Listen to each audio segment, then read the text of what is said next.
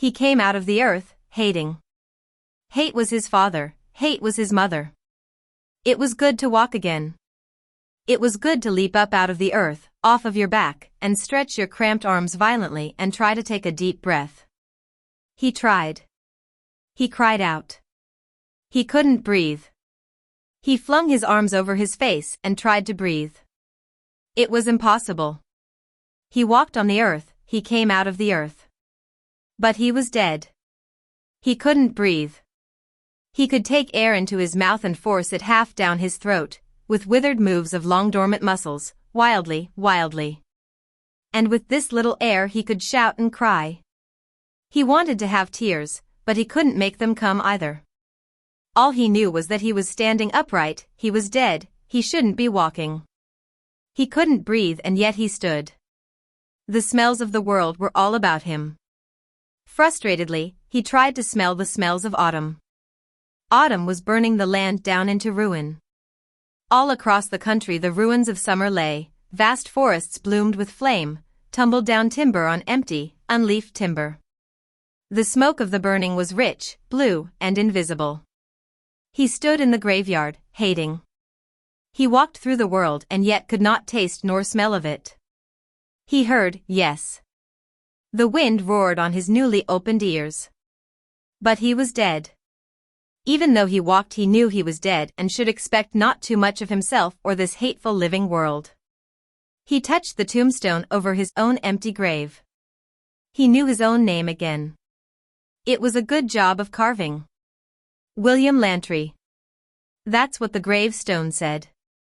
His fingers trembled on the cool stone surface. Born 1898, died 1933. Born again. What year? He glared at the sky and the midnight autumnal stars moving in slow illuminations across the windy black. He read the tiltings of centuries in those stars. Orion thus and so, Auriga here. And where Taurus? There. His eyes narrowed. His lips spelled out the year. 2349. An odd number. Like a school sum. They used to say a man couldn't encompass any number over 100. After that it was all so damned abstract there was no use counting. This was the year 2349. A numeral, a sum. And here he was, a man who had lain in his hateful dark coffin, hating to be buried, hating the living people above who lived and lived and lived, hating them for all the centuries, until today, now, born out of hatred, he stood by his own freshly excavated grave, the smell of raw earth in the air, perhaps, but he could not smell it. I, he said, addressing a poplar tree that was shaken by the wind, am an anachronism. He smiled faintly. He looked at the graveyard. It was cold and empty.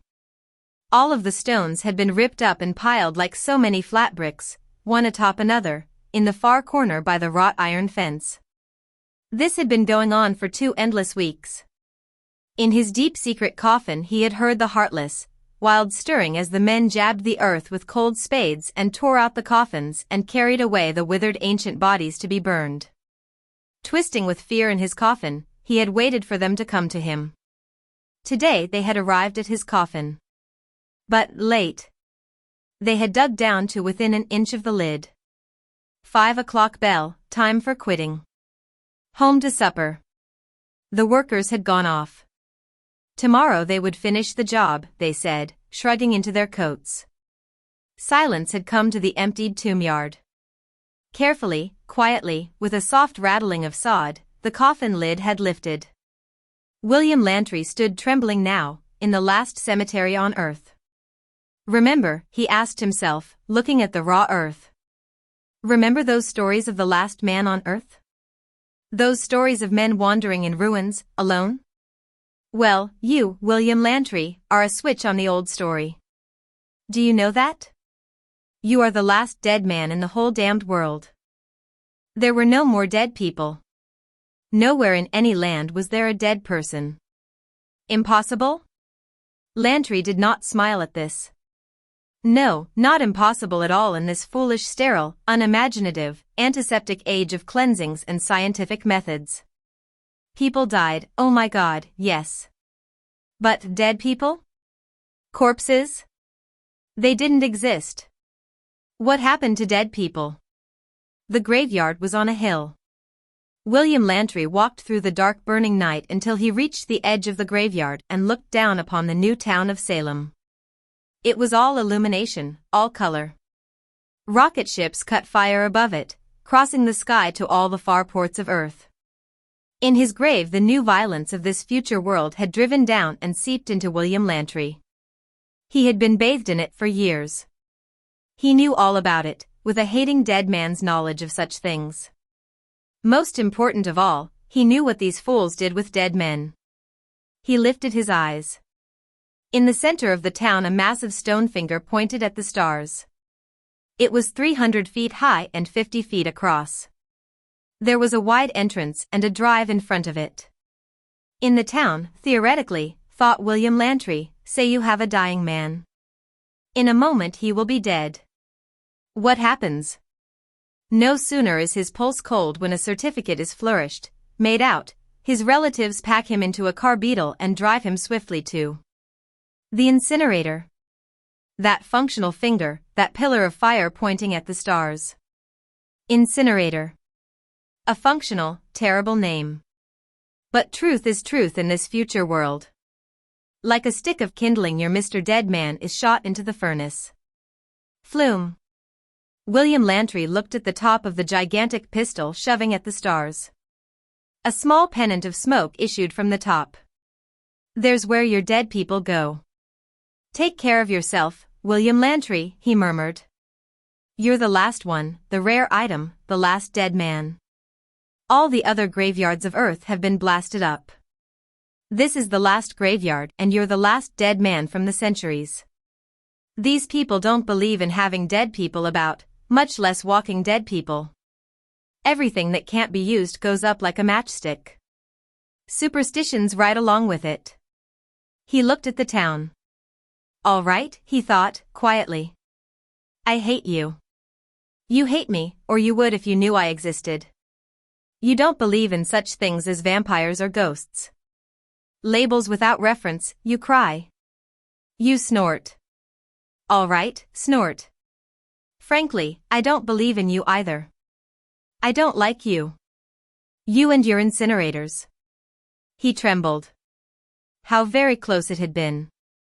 Day after day they had hauled out the other dead ones, burned them like so much kindling.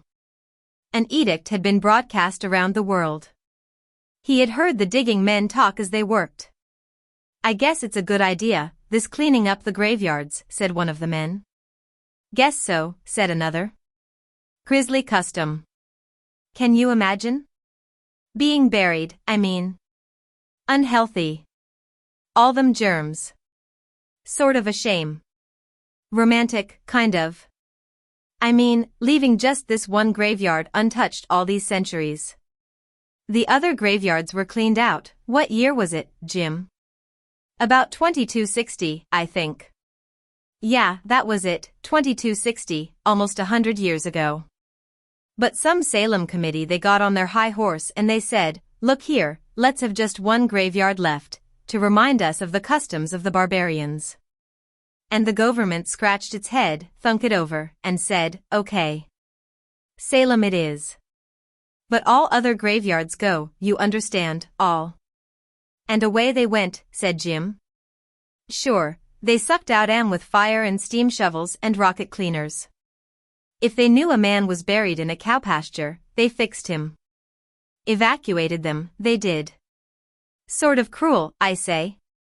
I hate to sound old-fashioned, but still there were a lot of tourists came here every year, just to see what a real graveyard was like. Right.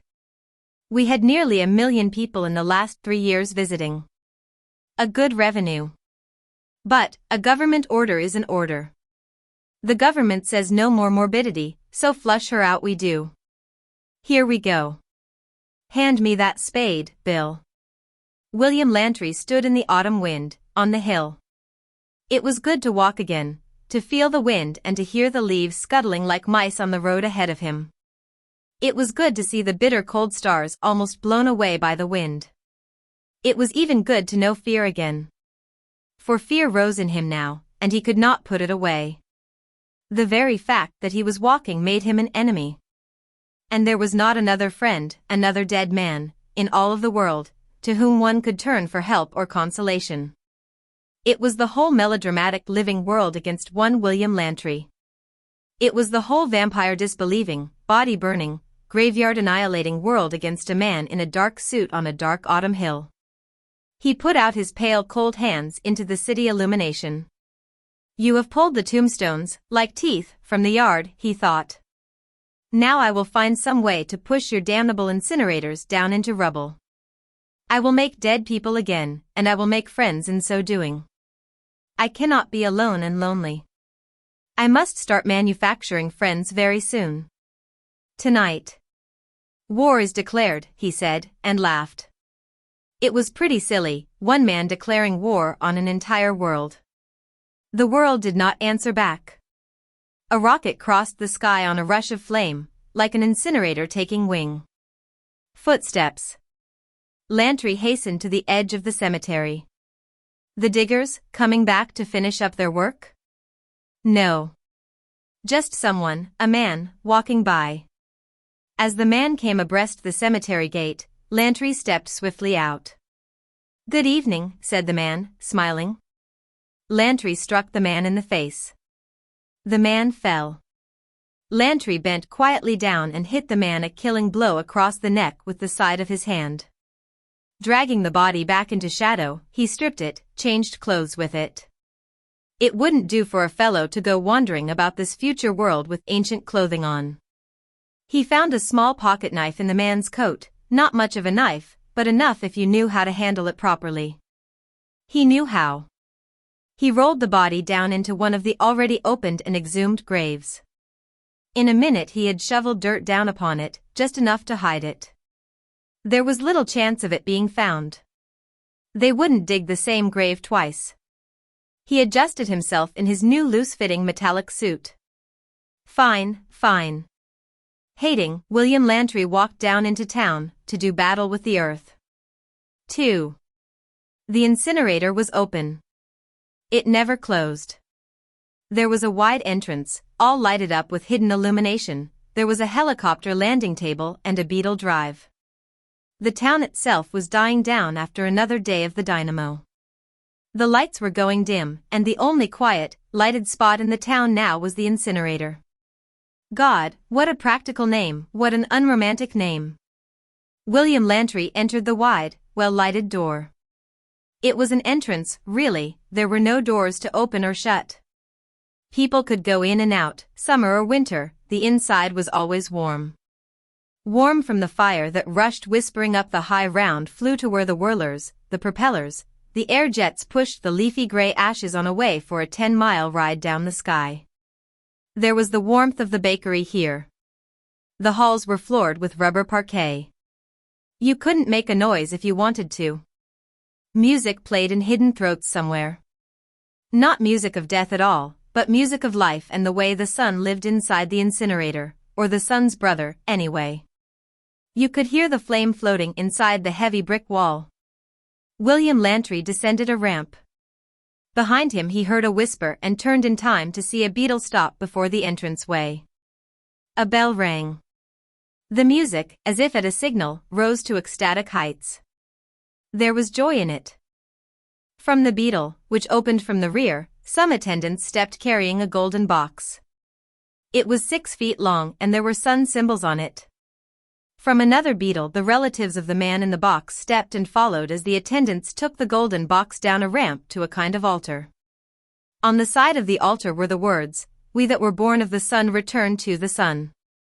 The golden box was deposited upon the altar, the music leaped upward, the guardian of this place spoke only a few words, then the attendants picked up the golden box, walked to a transparent wall, a safety lock, also transparent, and opened it. The box was shoved into the glass slot. A moment later an inner lock opened, the box was injected into the interior of the flue and vanished instantly in quick flame. The attendants walked away. The relatives without a word turned and walked out. The music played. William Lantry approached the glass firelock. He peered through the wall at the vast, glowing, never-ceasing heart of the incinerator. It burned steadily, without a flicker, singing to itself peacefully. It was so solid it was like a golden river flowing up out of the earth toward the sky. Anything you put into the river was borne upward, vanished. Lantry felt again his unreasoning hatred of this thing, this monster, cleansing fire. A man stood at his elbow. "May I help you, sir?" "What?" Lantry turned abruptly. "What did you say?" "May I be of service?" That is." The Lantry looked quickly at the ramp and the door. His hands trembled at his sides. "I've never been in here before." "Never?" The attendant was surprised. That had been the wrong thing to say, Lantry realized. But it was said, nevertheless. "I mean," he said. "Not really. I mean, when you're a child, somehow, you don't pay attention. I suddenly realized tonight that I didn't really know the incinerator." The attendant smiled. "We never know anything, do we, really? I'll be glad to show you around." "Oh, no. Never mind. It's a wonderful place." "Yes, it is." The attendant took pride in it. "One of the finest in the world, I think." Lantry felt he must explain further. "I haven't had many relatives die on me since I was a child. In fact, none. So, you see, I haven't been here for many years." "I see." The attendant's face seemed to darken somewhat. "What I said now," thought Lantry. "What in God's name is wrong? What I done? If I'm not careful, I'll get myself shoved right into that damnable fire trap. What's wrong with this fellow's face? He seems to be giving me more than the usual going over." "You wouldn't be one of the men who've just returned from Mars, would you?" asked the attendant. "No." "Why do you ask?" "No matter." The attendant began to walk off. "If you want to know anything, just ask me." "Just one thing," said Lantry. "What's that?" "This." Lantry dealt him a stunning blow across the neck. He had watched the fire trap operator with expert eyes. Now, with the sagging body in his arms, he touched the button that opened the warm outer lock, placed the body in, heard the music rise, and saw the inner lock open. The body shot out into the river of fire. The music softened. "Well done, Lantry, well done." Barely an instant later another attendant entered the room. Lantry was caught with an expression of pleased excitement on his face. The attendant looked around as if expecting to find someone, then he walked toward Lantry. "May I help you?" "Just looking," said Lantry. "Rather late at night," said the attendant. "I couldn't sleep." That was the wrong answer, too. Everybody slept in this world. Nobody had insomnia. If you did, you simply turned on a hypno-ray, and, 60 seconds later, you were snoring. Oh, he was just full of wrong answers. First, he had made the fatal error of saying he had never been in the incinerator before, when he knew damned well that all children were brought here on tours, every year, from the time they were 4, to instill the idea of the clean fire death and the incinerator in their minds. Death was a bright fire, death was warmth and the sun. It was not a dark, shadowed thing. That was important in their education. And he, pale thoughtless fool, had immediately gabbled out his ignorance. And another thing, this paleness of his. He looked at his hands and realized with growing terror that a pale man also was non-existent in this world. They would suspect his paleness. That was why the first attendant had asked, "Are you one of those men newly returned from Mars?" Here, now, this new attendant was clean and bright as a copper penny, his cheeks red with health and energy. Lantry hid his pale hands in his pockets. But he was fully aware of the searching the attendant did on his face. "I mean to say," said Lantry. "I didn't want to sleep. I wanted to think." "Was there a service held here a moment ago?" asked the attendant, looking about. "I don't know, I just came in.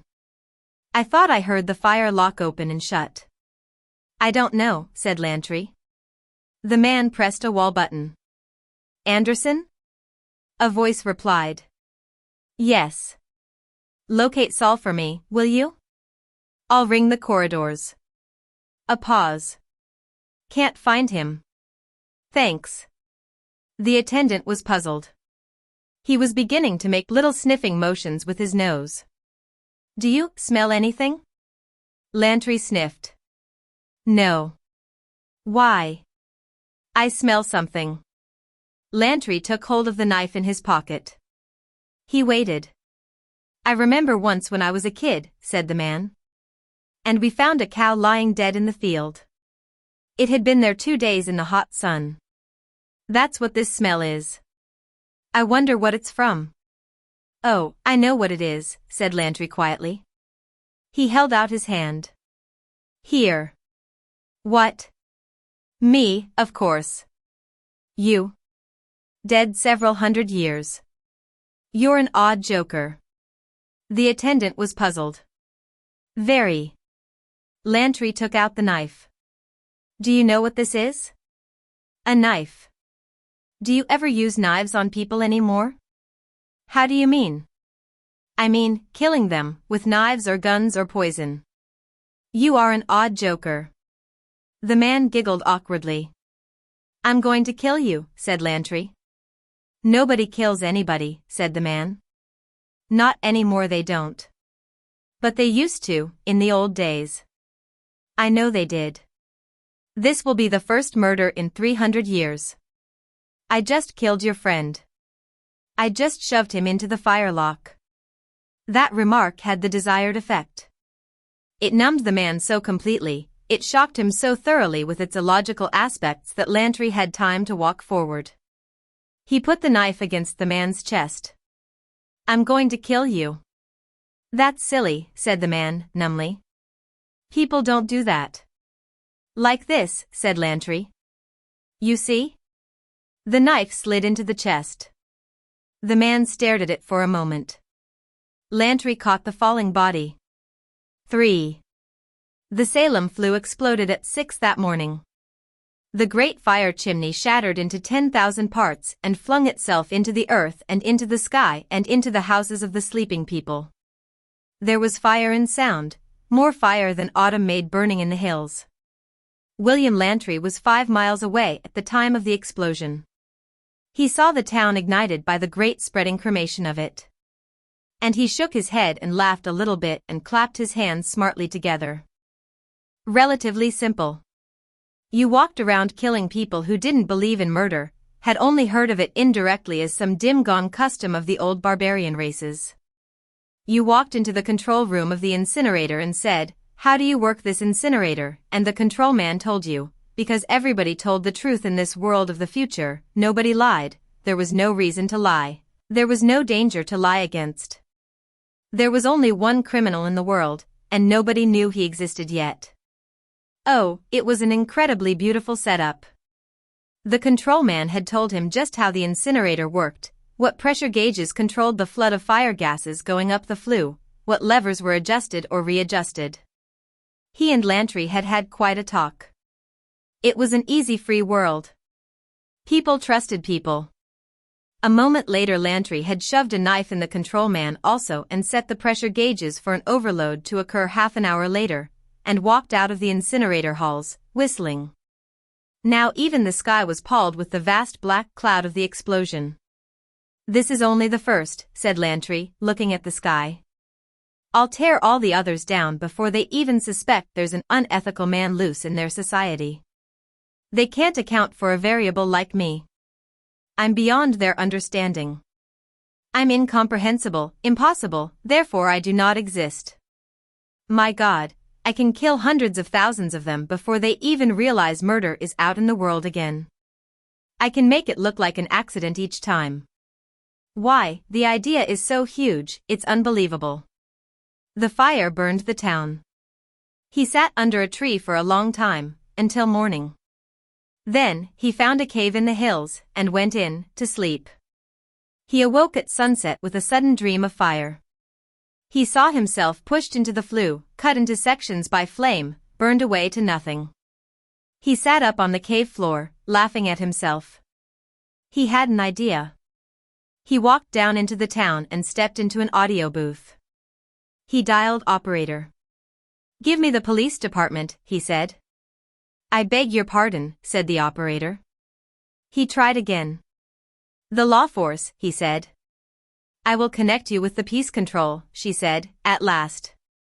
A little fear began ticking inside him like a tiny watch.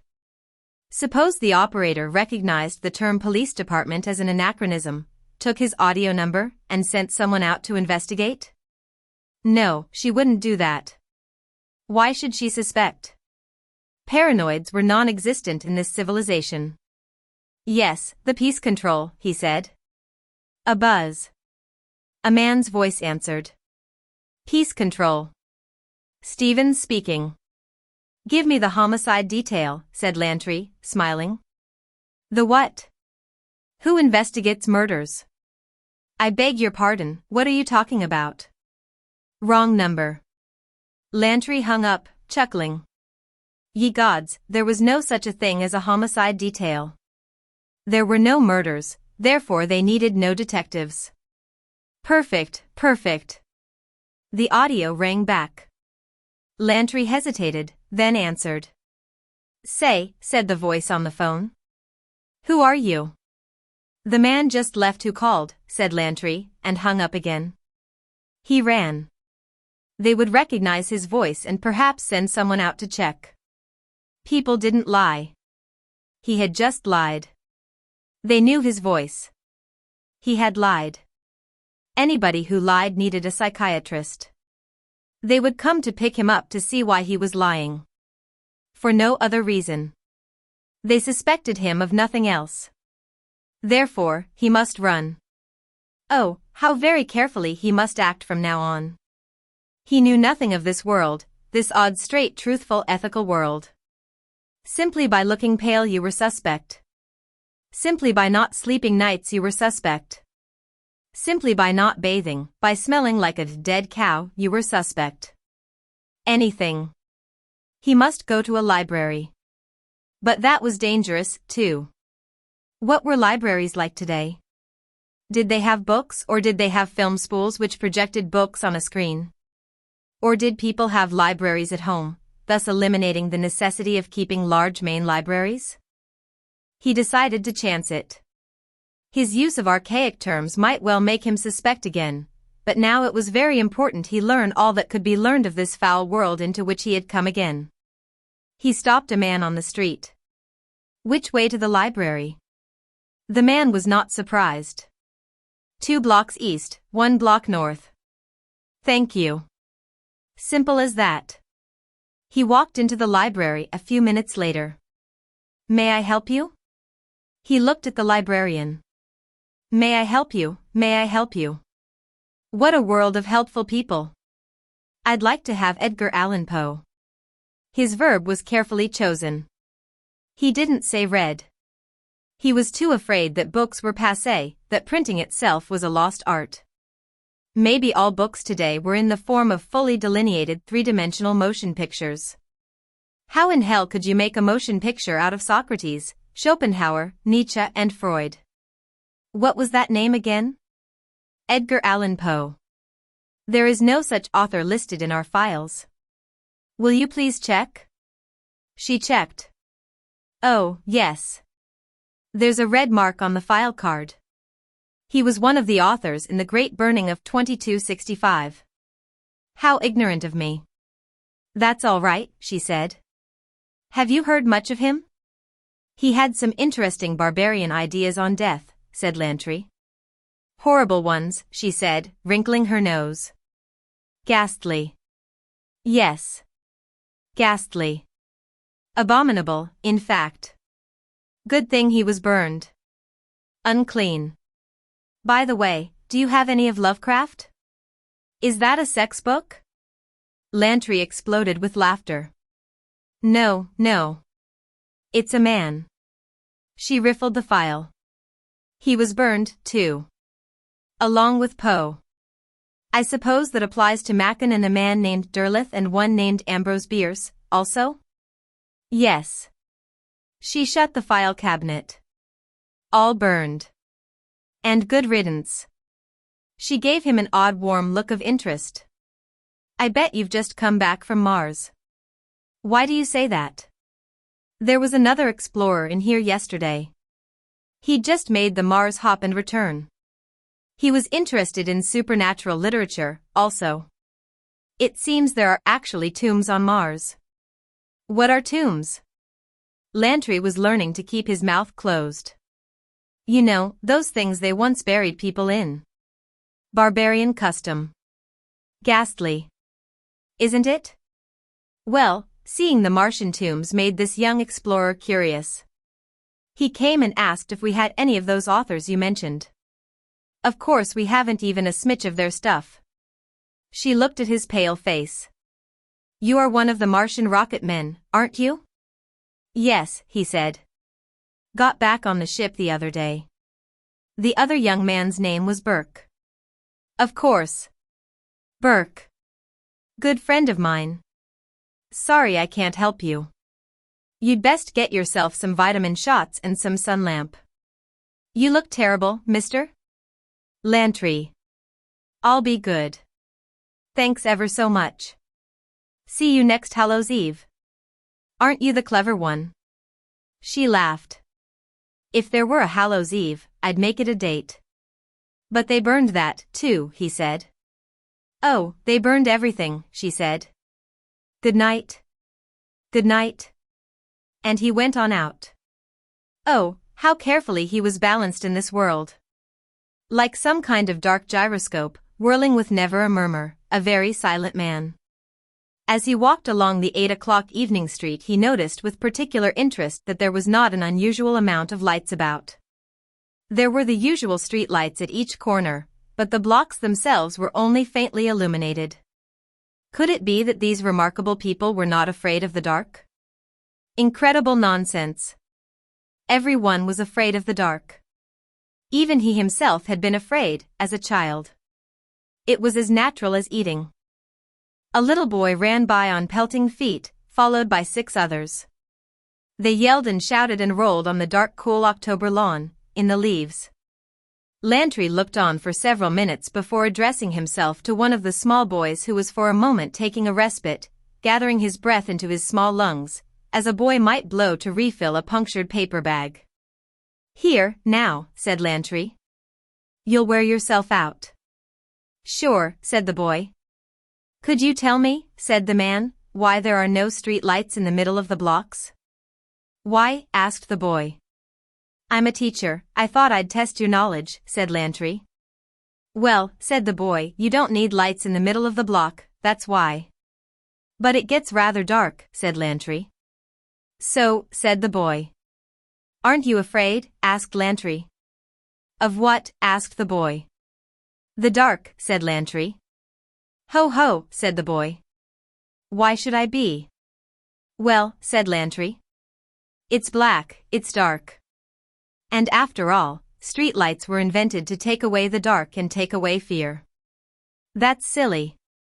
Streetlights were made so you could see where you were walking. Outside of that there's nothing. You miss the whole point, said Lantry. Do you mean to say you would sit in the middle of an empty lot all night and not be afraid? Of what? Of what, of what, of what, you little ninny?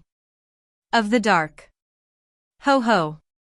Would you go out in the hills and stay all night in the dark? Sure.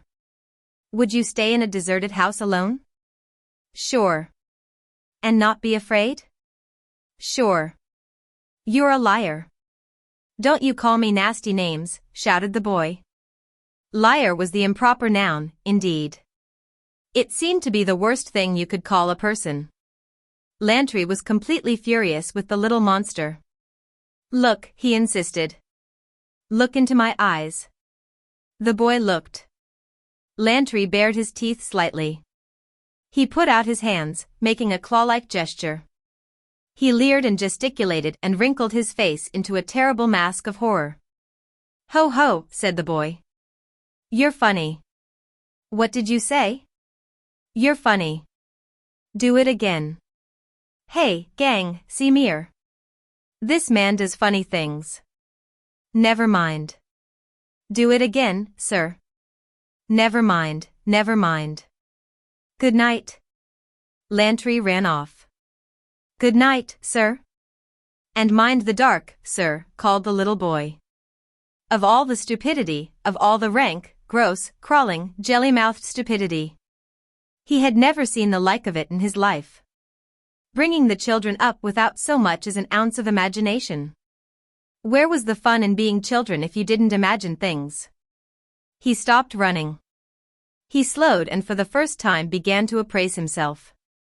He ran his hand over his face and bit his finger and found that he himself was standing midway in the block and he felt uncomfortable. He moved up to the street corner where there was a glowing lantern. That's better, he said, holding his hands out like a man to an open warm fire. He listened. There was not a sound except the night breathing of the crickets. Faintly there was a fire hush as a rocket swept the sky. It was the sound a torch might make brandished gently on the dark air. He listened to himself and for the first time he realized what there was so peculiar to himself. There was not a sound in him. The little nostril and lung noises were absent. His lungs did not take nor give oxygen or carbon dioxide, they did not move. The hairs in his nostrils did not quiver with warm combing air. That faint purring whisper of breathing did not sound in his nose. Strange. Funny. A noise you never heard when you were alive, the breath that fed your body, and yet, once dead, oh how you missed it. The only other time you ever heard it was on deep dreamless awake nights when you wakened and listened and heard first your nose taking and gently poking out the air, and then the dull deep dim red thunder of the blood in your temples, in your eardrums, in your throat, in your aching wrists, in your warm loins, in your chest. All of those little rhythms, gone. The wrist beat gone, the throat pulse gone, the chest vibration gone. The sound of the blood coming up down around and through, up down around and through. Now it was like listening to a statue. And yet he lived. Or, rather, moved about. And how was this done, over and above scientific explanations, theories, doubts? By one thing, and one thing alone. Hatred. Hatred was a blood in him, it went up down around and through, up down around and through. It was a heart in him, not beating, true, but warm. He was, what? Resentment. Envy. They said he could not lie any longer in his coffin in the cemetery. He had wanted to. He had never had any particular desire to get up and walk around. It had been enough, all these centuries, to lie in the deep box and feel but not feel the ticking of the million insect watches in the earth around, the moves of worms like so many deep thoughts in the soil. But then they had come and said, out you go and into the furnace. And that is the worst thing you can say to any man. You cannot tell him what to do. If you say you are dead, he will want not to be dead. If you say there are no such things as vampires, by God, that man will try to be one just for spite. If you say a dead man cannot walk, he will test his limbs. If you say murder is no longer occurring, he will make it occur. He was, in toto, all the impossible things. They had given birth to him with their damnable practices and ignorances. Oh, how wrong they were. They needed to be shown. He would show them. Sun is good, so is night, there is nothing wrong with dark, they said. Dark is horror, he shouted, silently, facing the little houses. It is meant for contrast. You must fear, you hear? That has always been the way of this world. You destroyers of Edgar Allan Poe and fine big-worded Lovecraft, you burner of Halloween masks and destroyer of pumpkin jack-o'-lanterns. I will make night what it once was, the thing against which man built all his lantern cities and his many children.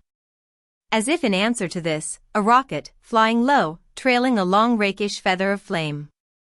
It made Lantry flinch and draw back. 4.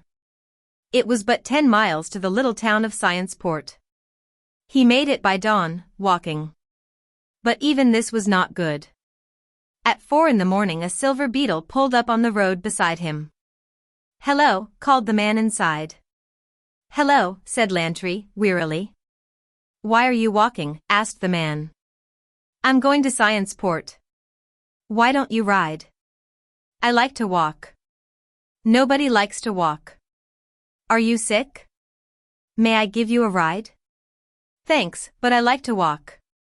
The man hesitated, then closed the beetle door. Good night. When the beetle was gone over the hill, Lantry retreated into a nearby forest. A world full of bungling helping people. By God, you couldn't even walk without being accused of sickness. That meant only one thing. He must not walk any longer, he had to ride. He should have accepted that fellow's offer. The rest of the night he walked far enough off the highway so that if a beetle rushed by he had time to vanish in the underbrush. At dawn he crept into an empty dry water drain and closed his eyes.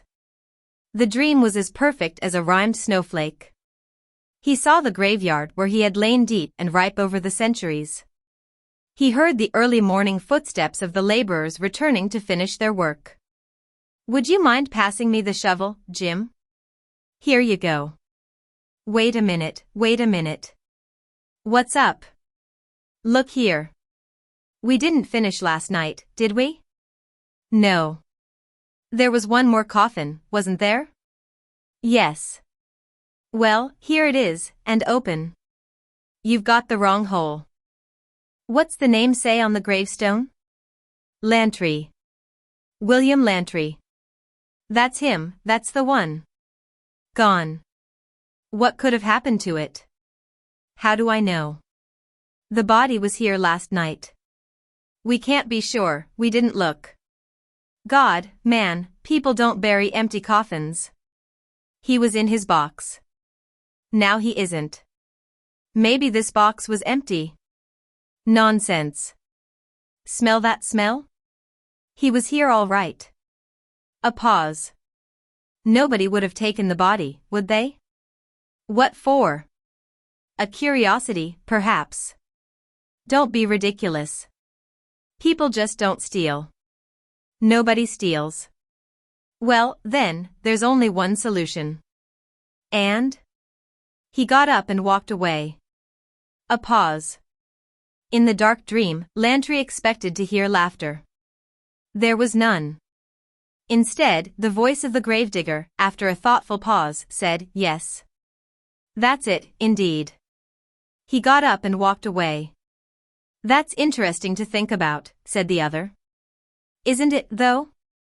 Silence. Lantry awoke. It had all been a dream, but God, how realistic. How strangely the two men had carried on. But not unnaturally, oh, no.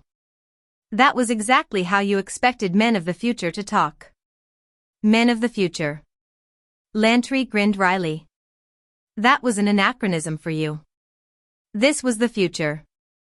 This was happening now. It wasn't 300 years from now, it was now, not then, or any other time. This wasn't the 20th century. Oh, how calmly those two men in the dream had said, he got up and walked away. Interesting to think about. Isn't it, though? With never a quaver in their voices. With not so much as a glance over their shoulders or a tremble of spade in hand. But, of course, with their perfectly honest, logical minds, there was but one explanation, certainly nobody had stolen the corpse. Nobody steals. The corpse had simply got up and walked off. The corpse was the only one who could have possibly moved the corpse. By the few casual slow words of the gravediggers, Lantry knew what they were thinking. Here was a man that had lain in suspended animation, not really dead, for hundreds of years. The jarring about the activity had brought him back. Everyone had heard of those little green toads that are sealed for centuries inside mud rocks or in ice patties, alive, oh. And how when scientists chipped them out and warmed them like marbles in their hands, the little toads leapt about and frisked and blinked. Then it was only logical that the gravediggers think of William Lantry in like fashion. But what if the various parts were fitted together in the next day or so? If the vanished body and the shattered, exploded incinerator were connected? What if this fellow named Burke, who had returned pale from Mars, went to the library again and said to the young woman he wanted some books, and she said, "Oh, your friend Lantry was in the other day." And he'd say, "Lantry who? Don't know anyone by that name." And she'd say, "Oh, he lied." And people in this time didn't lie. So it would all form and coalesce, item by item, bit by bit. A pale man who was pale and shouldn't be pale had lied, and people don't lie. And a walking man on a lonely country road had walked, and people don't walk anymore. And a body was missing from a cemetery, and the incinerator had blown up, and they would come after him. They would find him. He would be easy to find. He walked. He lied. He was pale. They would find him and take him and stick him through the open firelock of the nearest burner, and that would be your Mr. William Lantry, like a 4th of July set piece. There was only one thing to be done efficiently and completely. He arose in violent moves. His lips were wide and his dark eyes were flared, and there was a trembling and burning all through him. He must kill and kill and kill and kill and kill. He must make his enemies into friends, into people like himself who walked but shouldn't walk, who were pale in a land of pinks. He must kill and then kill and then kill again. He must make bodies and dead people and corpses. He must destroy incinerator after flue after burner after incinerator. Explosion on explosion. Death on death. Then, when the incinerators were all in thrown ruin, and the hastily established morgues were jammed with the bodies of people shattered by the explosion, then he would begin his making of friends, his enrollment of the dead in his own cause. Before they traced and found and killed him, they must be killed themselves. So far he was safe. He could kill and they would not kill back. People simply do not go around killing. That was his safety margin. He climbed out of the abandoned drain, stood in the road.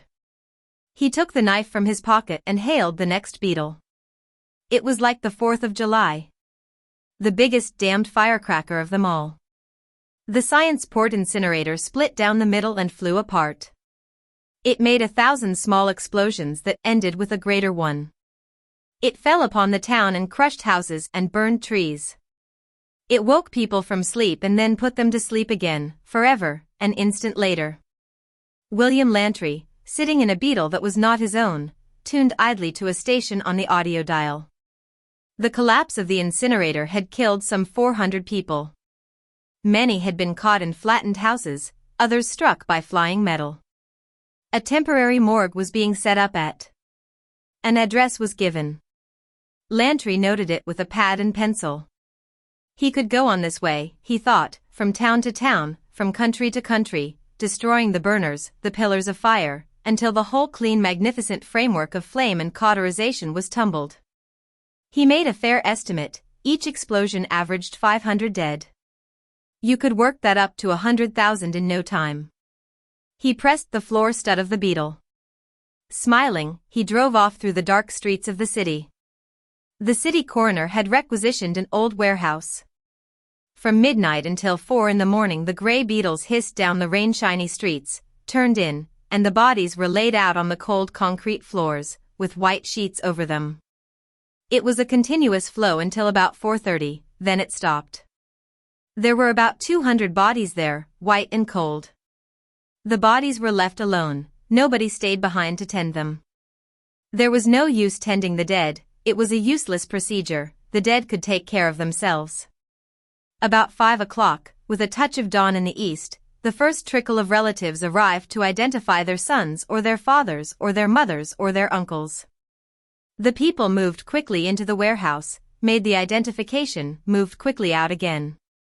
By 6 o'clock, with the sky still lighter in the east, this trickle had passed on, also.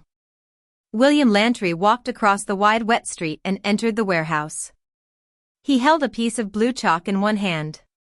He walked by the coroner who stood in the entranceway talking to 2 others. Drive the bodies to the incinerator in Mellon Town, tomorrow. The voices faded. Lantry moved, his feet echoing faintly on the cool concrete. A wave of sourceless relief came to him as he walked among the shrouded figures. He was among his own. And better than that, by God. He had created these. He had made them dead. He had procured for himself a vast number of recumbent friends. Was the coroner watching? Lantry turned his head. No. The warehouse was calm and quiet and shadowed in the dark morning. The coroner was walking away now, across the street, with his two attendants. A beetle had drawn up on the other side of the street, and the coroner was going over to talk with whoever was in the beetle. William Lantry stood and made a blue chalk pentagram on the floor by each of the bodies. He moved swiftly, without a sound, without blinking. In a few minutes, glancing up now and then to see if the coroner was still busy, he had chalked the floor by 100 bodies. He straightened up and put the chalk in his pocket. Now is the time for all good men to come to the aid of their party. Now is the time for all good men to come to the aid of their party. Now is the time for all good men to come to the aid of their party. Now is the time. Lying in the earth, over the centuries, the processes and thoughts of passing peoples and passing times had seeped down to him, slowly, as into a deep-buried sponge. From some death memory in him now, ironically, repeatedly, a black typewriter clacked out black even lines of pertinent words. Now is the time for all good men, to come to the aid of William Lantry. Other words. Arise, my love, and come away. The quick brown fox jumped over. Paraphrase it. The quick risen body jumped over the tumbled incinerator. Lazarus, come forth from the tomb. He knew the right words. He need only speak them as they had been spoken over the centuries. He need only gesture with his hands and speak the words, the dark words that would cause these bodies to quiver, rise and walk. And when they had risen he would take them through the town, they would kill others and the others would rise and walk. By the end of the day there would be thousands of good friends walking with him. And what of the naive, living people of this year, this day, this hour? They would be completely unprepared for it. They would go down to defeat because they would not be expecting war of any sort. They wouldn't believe it possible, it would all be over before they could convince themselves that such an illogical thing could happen. He lifted his hands. His lips moved. He said the words. He began in a chanting whisper and then raised his voice, louder. He said the words again and again. His eyes were closed tightly. His body swayed. He spoke faster and faster. He began to move forward among the bodies. The dark words flowed from his mouth. He was enchanted with his own formulae. He stooped and made further blue symbols on the concrete, in the fashion of long-dead sorcerers, smiling, confident. Any moment now the first tremor of the still bodies, any moment now the rising, the leaping up of the cold ones. His hands lifted in the air. His head nodded. He spoke. He gestured. He talked loudly over the bodies, his eyes flaring, his body tensed. Now, he cried, violently. Rise, all of you. Nothing happened. Rise, he screamed, with a terrible torment in his voice. The sheets lay in white blue shadow folds over the silent bodies. Hear me, and act, he shouted. Far away, on the street, a beetle hissed along. Again he shouted, pleaded. He got down by each body and asked of it his particular violent favor. No reply. He strode wildly between the even white rows, flinging his arms up, stooping again and again to make blue symbols. Lantry was very pale. He licked his lips. Come on, get up, he said. They always have, for 1,000 years. When you make a mark, so. And speak a word, so. They always rise. Why not you now, why not you? Come on, before they come back. The warehouse went up into shadow. There were steel beams across and down.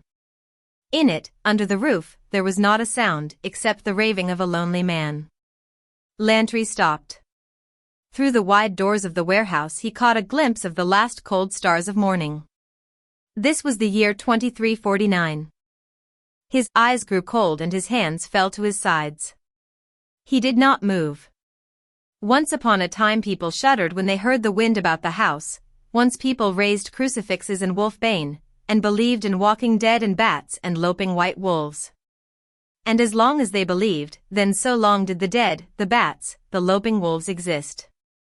The mind gave birth and reality to them. But he looked at the white-sheeted bodies. These people did not believe. They had never believed. They would never believe. They had never imagined that the dead might walk. The dead went up flues in flame. They had never heard superstition, never trembled or shuddered or doubted in the dark.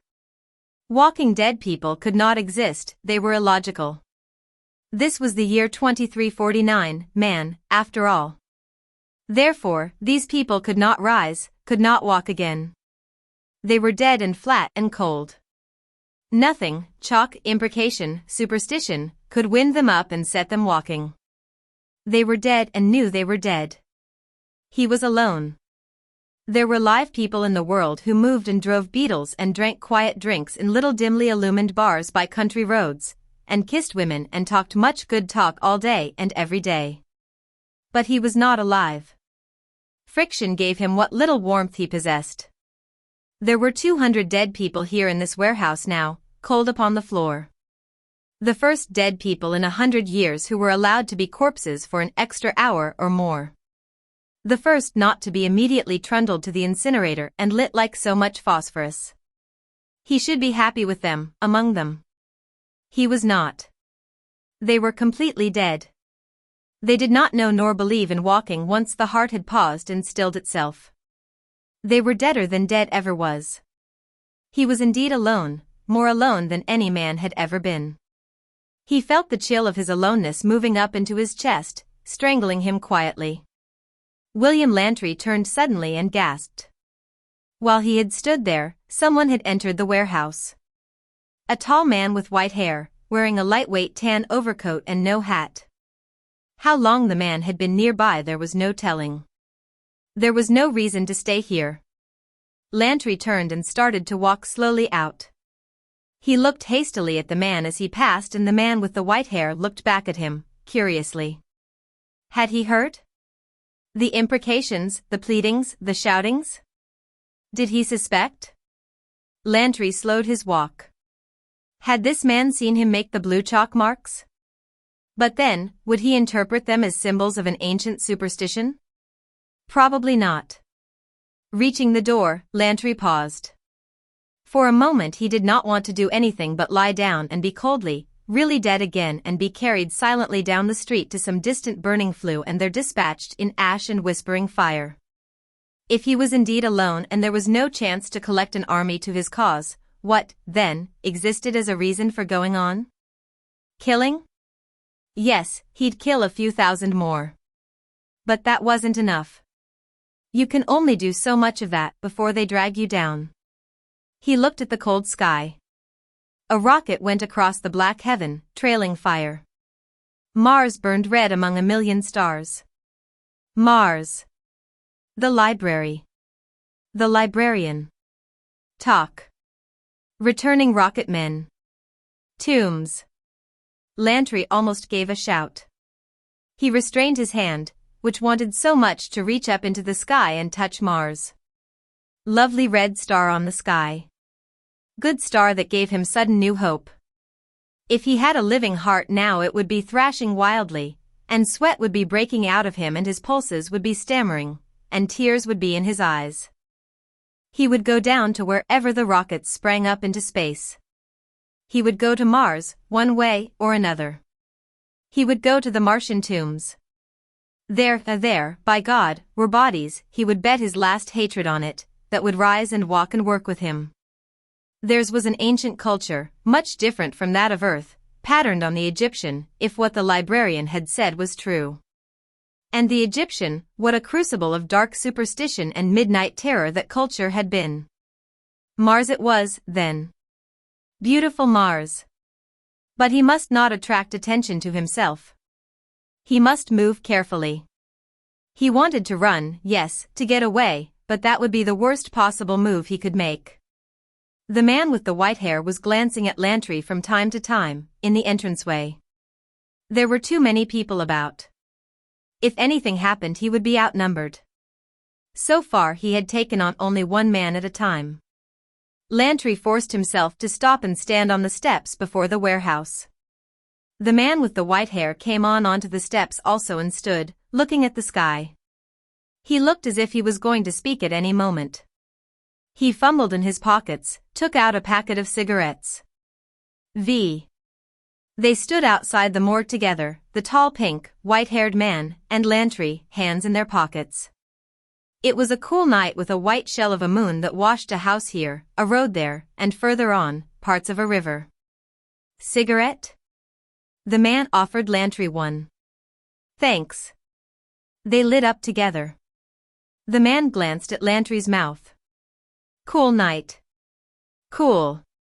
They shifted their feet. Terrible accident. Terrible. So many dead. So many.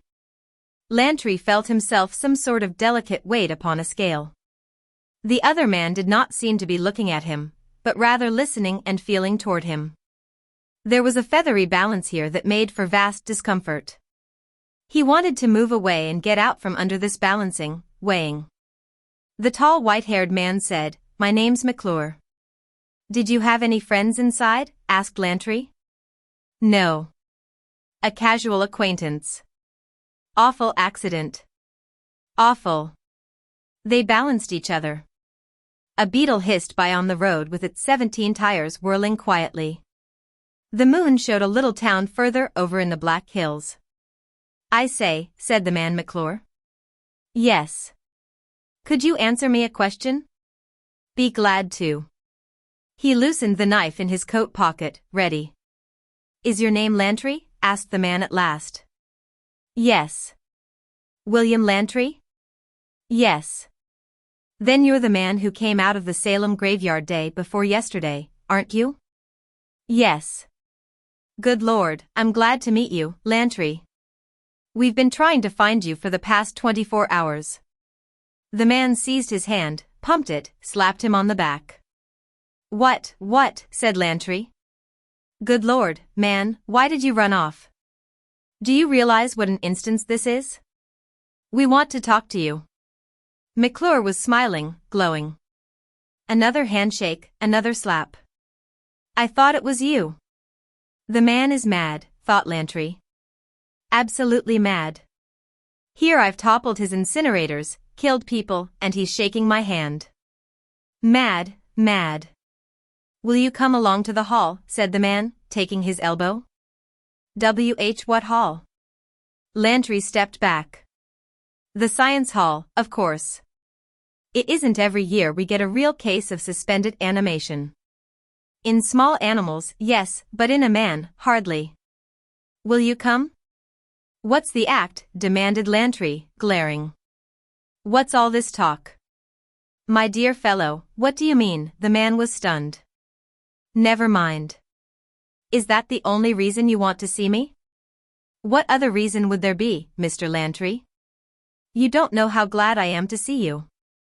He almost did a little dance. "I suspected. When we were in there together. You being so pale and all. And then the way you smoked your cigarette, something about it, and a lot of other things, all subliminal. But it is you, isn't it? It is you." "It is I, William Lantry." Dryly. "Good fellow. Come along." The beetle moved swiftly through the dawn streets. McClure talked rapidly. Lantry sat, listening, astounded. Here was this fool, McClure, playing his cards for him. Here was this stupid scientist, or whatever, accepting him not as a suspicious baggage, a murderous item. Oh no. Quite the contrary. Only as a suspended animation case was he considered. Not as a dangerous man at all. Far from it. "Of course," cried McClure, grinning. "You didn't know where to go, whom to turn to. It was all quite incredible to you." "Yes. I had a feeling you'd be there at the morgue tonight," said McClure, happily. "Oh." Lantry stiffened. "Yes. Can't explain it. But you, how shall I put it? Ancient Americans? You had funny ideas on death.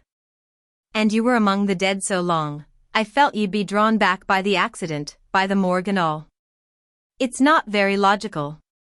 Silly, in fact. It's just a feeling. I hate feelings, but there it was. I came on I guess you'd call it a hunch, wouldn't you? You might call it that. And there you were. There I was, said Lantry. Are you hungry? I've eaten. How did you get around? I hitchhiked. You what? People gave me rides on the road. Remarkable.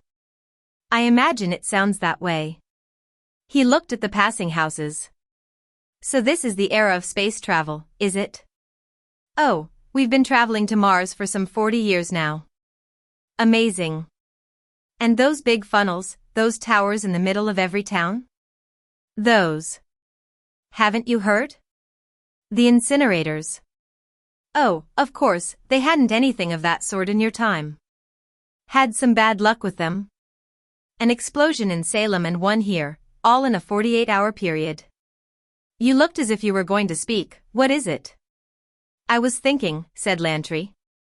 How fortunate I got out of my coffin when I did. I might well have been thrown into one of your incinerators and burned up. That would have been terrible, wouldn't it have? Quite. Lantry toyed with the dials on the Beetle Dash. He wouldn't go to Mars. His plans were changed. If this fool simply refused to recognize an act of violence when he stumbled upon it, then let him be a fool. If they didn't connect the two explosions with a man from the tomb, all well and good. Let them go on deluding themselves. If they couldn't imagine someone being mean and nasty and murderous, heaven help them. He rubbed his hands with satisfaction. No Martian trip for you, as yet, Lantry lad. First we'll see what can be done boring from the inside. Plenty of time. The incinerators can wait an extra week or so. One has to be subtle, you know. Any more immediate explosions might cause quite a ripple of thought. McClure was gabbling wildly on. Of course, you don't have to be examined immediately. You'll want a rest. I'll put you up at my place. Thanks. I don't feel up to being probed and pulled. Plenty of time in a week or so. They drew up before a house and climbed out. You'll want to sleep, naturally. I've been asleep for centuries. Be glad to stay awake. I'm not a bit tired. Good. McClure let them into the house. He headed for the drink bar. A drink will fix us up. You have one, said Lantry. Later for me. I just want to sit down. By all means sit. McClure mixed himself a drink. He looked around the room, looked at Lantry, paused for a moment with the drink in his hand, tilted his head to one side, and put his tongue in his cheek. Then he shrugged and stirred the drink. He walked slowly to a chair and sat, sipping the drink quietly. He seemed to be listening for something. There are cigarettes on the table, he said. Thanks. Lantry took one and lit it and smoked it. He did not speak for some time. Lantry thought, I'm taking this all too easily. Maybe I should kill and run. He's the only one that has found me, yet. Perhaps this is all a trap. Perhaps we're simply sitting here waiting for the police. Or whatever in hell they use for police these days. He looked at McClure. No. They weren't waiting for police. They were waiting for something else. McClure didn't speak. He looked at Lantry's face and he looked at Lantry's hands. He looked at Lantry's chest a long time, with easy quietness. He sipped his drink. He looked at Lantry's feet. Finally he said, Where'd you get the clothing? I asked someone for clothes and they gave these things to me. Darned nice of them. You'll find that's how we are in this world. All you have to do is ask. McClure shut up again. His eyes moved. Only his eyes and nothing else. Once or twice he lifted his drink. A little clock ticked somewhere in the distance. Tell me about yourself, Mr. Lantry. Nothing much to tell. You're modest. Hardly. You know about the past. I know nothing of the future, or I should say today and day before yesterday. You don't learn much in a coffin. McClure did not speak. He suddenly sat forward in his chair and then leaned back and shook his head. They'll never suspect me, thought Lantry. They aren't superstitious, they simply can't believe in a dead man walking. Therefore, I'll be safe. I'll keep putting off the physical checkup. They're polite. They won't force me. Then, I'll work it so I can get to Mars. After that, the tombs, in my own good time, and the plan. God, how simple. How naive these people are. McClure sat across the room for 5 minutes. A coldness had come over him. The color was very slowly going from his face, as one sees the color of medicine vanishing as one presses the bulb at the top of a dropper. He leaned forward, saying nothing, and offered another cigarette to Lantry. Thanks. Lantry took it. McClure sat deeply back into his easy chair, his knees folded one over the other. He did not look at Lantry, and yet somehow did. The feeling of weighing and balancing returned. McClure was like a tall thin master of hounds listening for something that nobody else could hear. There are little silver whistles you can blow that only dogs can hear. McClure seemed to be listening acutely, sensitively for such an invisible whistle, listening with his eyes and with his half-opened, dry mouth, and with his aching, breathing nostrils. Lantry sucked the cigarette, sucked the cigarette, sucked the cigarette, and, as many times, blew out, blew out, blew out. McClure was like some lean red-shagged hound listening and listening with a slick slide of eyes to one side, with an apprehension in that hand that was so precisely microscopic that one only sensed it, as one sensed the invisible whistle, with some part of the brain deeper than eyes or nostril or ear. McClure was all chemist's scale, all antennae. The room was so quiet the cigarette smoke made some kind of invisible noise rising to the ceiling. McClure was a thermometer, a chemist's scales, a listening hound, a litmus paper, an antennae, all these. Lantry did not move. Perhaps the feeling would pass. It had passed before.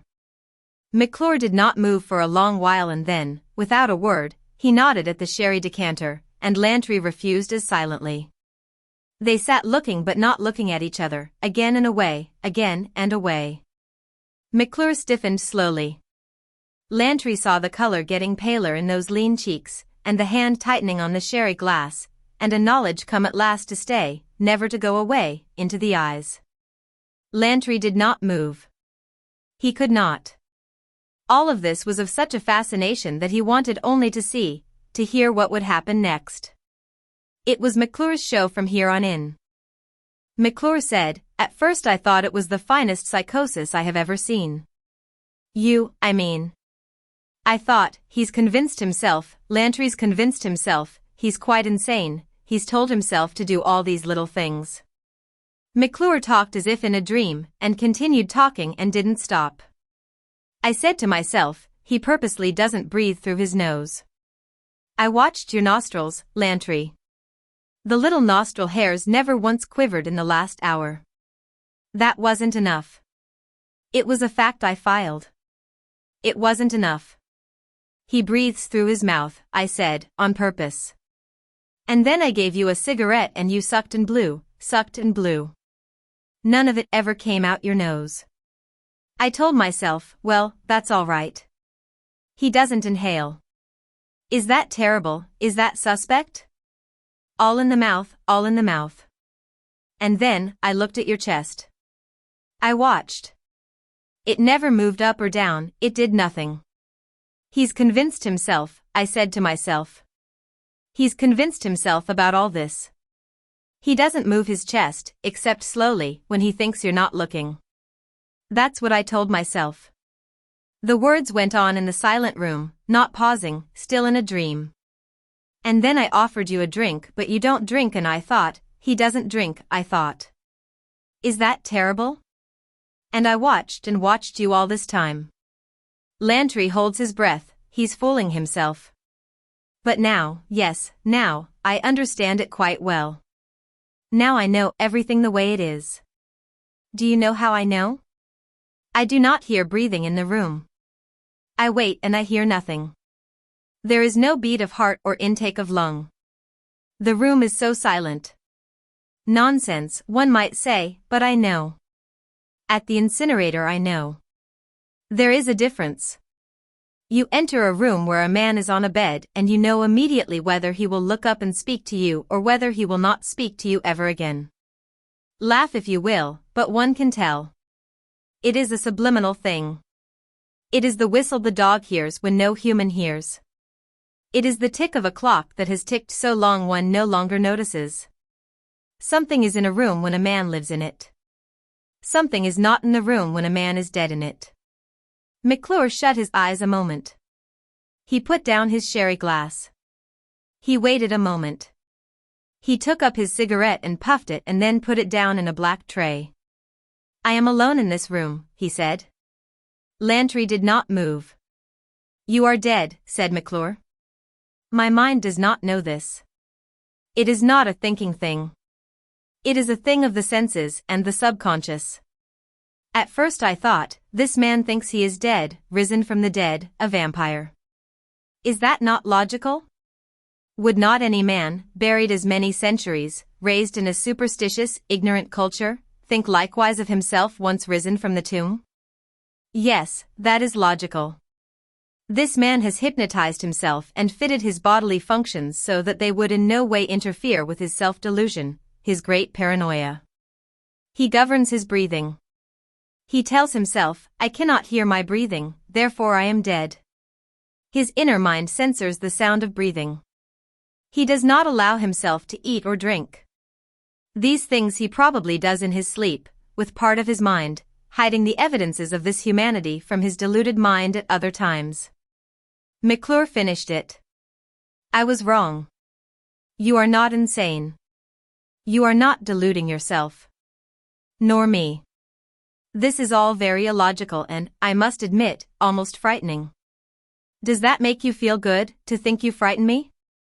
I have no label for you. You're a very odd man, Lantry. I'm glad to have met you. This will make an interesting report indeed. Is there anything wrong with me being dead, said Lantry. Is it a crime? You must admit it's highly unusual. But, still now, is it a crime, asked Lantry. We have no crime, no criminal court. We want to examine you, naturally, to find out how you have happened. It is like that chemical which, 1 minute is inert, the next is living cell.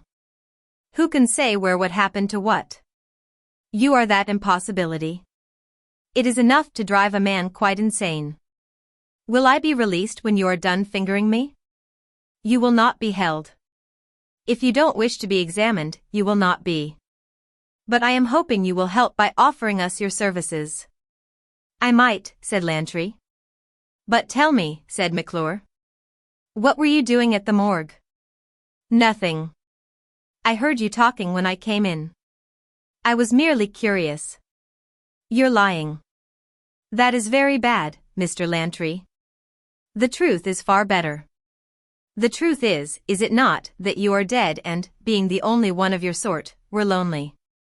Therefore you killed people to have company. How does that follow? McClure laughed.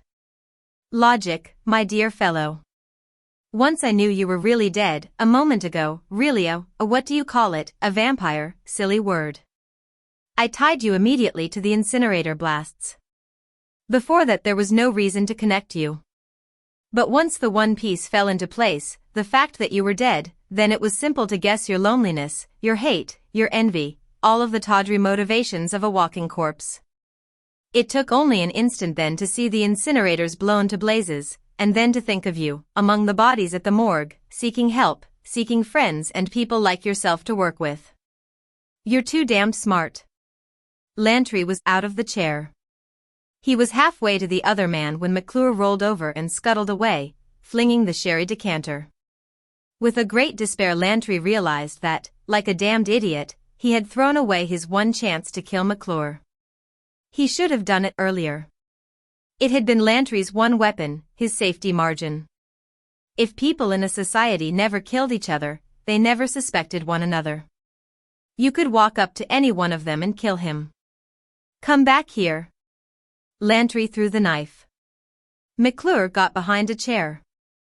The idea of flight, of protection, of fighting, was still new to him. He had part of the idea, but there was still a bit of luck on Lantry's side if Lantry wanted to use it. Oh, no, said McClure, holding the chair between himself and the advancing man. You want to kill me.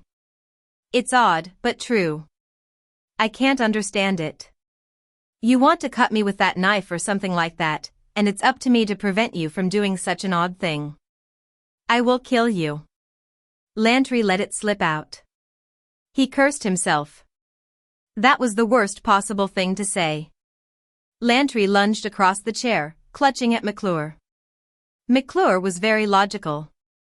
It won't do you any good to kill me. You know that. They wrestled and held each other in a wild, toppling shuffle. Tables fell over, scattering articles. You remember what happened in the morgue? I don't care, screamed Lantry. You didn't raise those dead, did you? I don't care, cried Lantry. Look here, said McClure, reasonably. There will never be any more like you, ever, there's no use. Then I'll destroy all of you, screamed Lantry. And then what? You'll still be alone, with no more like you about. I'll go to Mars. They have tombs there. I'll find more like myself. No, said McClure.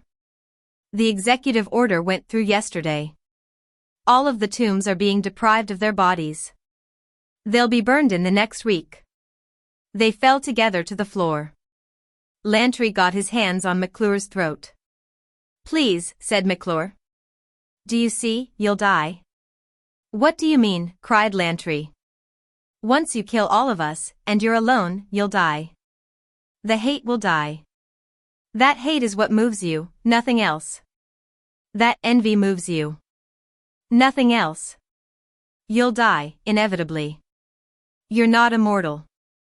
You're not even alive, you're nothing but a moving hate. I don't care, screamed Lantry, and began choking the man, beating his head with his fists, crouched on the defenseless body. McClure looked up at him with dying eyes. The front door opened. 2 men came in. I say, said one of them. What's going on? A new game? Lantry jumped back and began to run. Yes, a new game, said McClure, struggling up. Catch him and you win. The 2 men caught Lantry. We win, they said. Let me go. Lantry thrashed, hitting them across their faces, bringing blood. Hold him tight, cried McClure. They held him. A rough game, what? One of them said. What do we do now? The beetle hissed along the shining road. Rain fell out of the sky and a wind ripped at the dark green wet trees. In the beetle, his hands on the half-wheel, McClure was talking. His voice was a susurrant, a whispering, a hypnotic thing. The 2 other men sat in the back seat. Lantry sat, or rather lay, in the front seat, his head back, his eyes faintly open, the glowing green light of the dash dials showing on his cheeks. His mouth was relaxed. He did not speak. McClure talked quietly and logically, about life and moving, about death and not moving, about the sun and the great sun incinerator, about the emptied tomb yard, about hatred and how hate lived and made a clay man live and move, and how illogical it all was. It all was. One was dead, that was all. One did not try to be otherwise. The car whispered on the moving road. The rain spattered gently on the windshield. The men in the back seat conversed quietly. Where were they going? To the incinerator, of course. Cigarette smoke moved slowly up on the air, curling and tying into itself in gray loops and spirals. One was dead and must accept it. Lantry did not move. He was a marionette, the strings cut. There was only a tiny hatred in his heart, in his eyes, like twin coals, feeble, glowing, fading. I am Poe, he thought. I am all that is left of Edgar Allan Poe, and I am all that is left of Ambrose Bierce and all that is left of a man named Lovecraft. I am a grey night bat with sharp teeth, and I am a square black monolith monster. I am Osiris and Baal and Set. I am the Necronomicon, the Book of the Dead. I am the House of Usher, falling into flame. I am the Red Death. I am the man mortared into the catacomb with a cask of Amontillado. I am a dancing skeleton. I am a coffin, a shroud, a lightning bolt reflected in an old house window. I am an autumn empty tree, I am a rapping, flinging shutter. I am a yellowed volume turned by a claw hand. I am an organ played in an attic at midnight. I am a mask, a skull mask behind an oak tree on the last day of October. I am a poison apple bobbling in a water tub for child noses to bump at, for child teeth to snap. I am a black candle lighted before an inverted cross. I am a coffin lid, a sheet with eyes, a footstep on a black stairwell. I am Dunsany and Mackin and I am the legend of Sleepy Hollow. I am the monkey's paw and I am the phantom rickshaw. I am the cat and the canary, the gorilla, the bat. I am the ghost of Hamlet's father on the castle wall. All of these things am I. And now these last things will be burned. While I lived they still lived. While I moved and hated and existed, they still existed. I am all that remembers them. I am all of them that still goes on, and will not go on after tonight. Tonight, all of us, Poe and Bierce and Hamlet's father, we burn together. They will make a big heap of us and burn us like a bonfire, like things of Guy Fawkes' day, gasoline, torchlight, cries and all. And what a wailing will we put up. The world will be clean of us, but in our going we shall say, oh, what is the world like, clean of fear, where is the dark imagination from the dark time, the thrill and the anticipation, the suspense of old October, gone, never more to come again, flattened and smashed and burned by the rocket people, by the incinerator people, destroyed and obliterated, to be replaced by doors that open and close and lights that go on or off without fear. If only you could remember how once we lived, what Halloween was to us, and what Poe was, and how we gloried in the dark morbidities. One more drink, dear friends, of Amontillado, before the burning. All of this, all, exists but in one last brain on earth. A whole world dying tonight. One more drink, pray.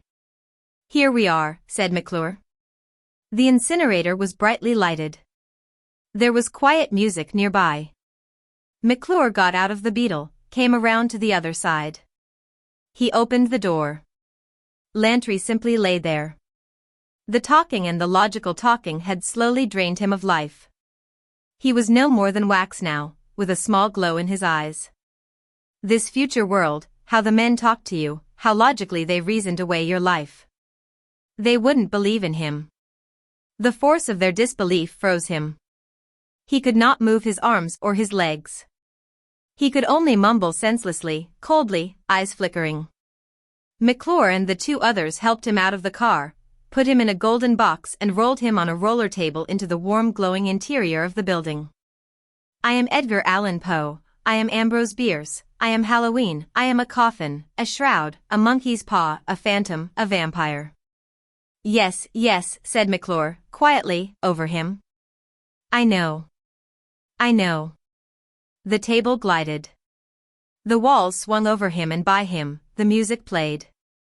You are dead, you are logically dead.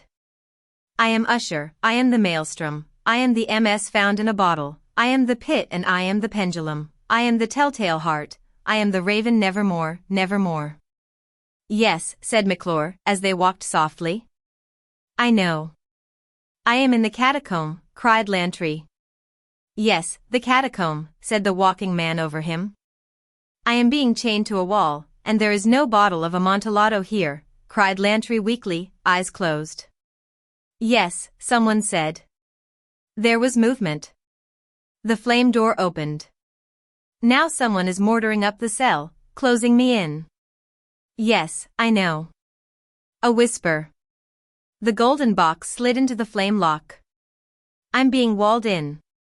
A very good joke indeed. Let us be gone. A wild scream and much laughter. We know, we understand. The inner flame lock opened. The golden coffin shot forth into flame. For the love of God, Montresor. For the love of God.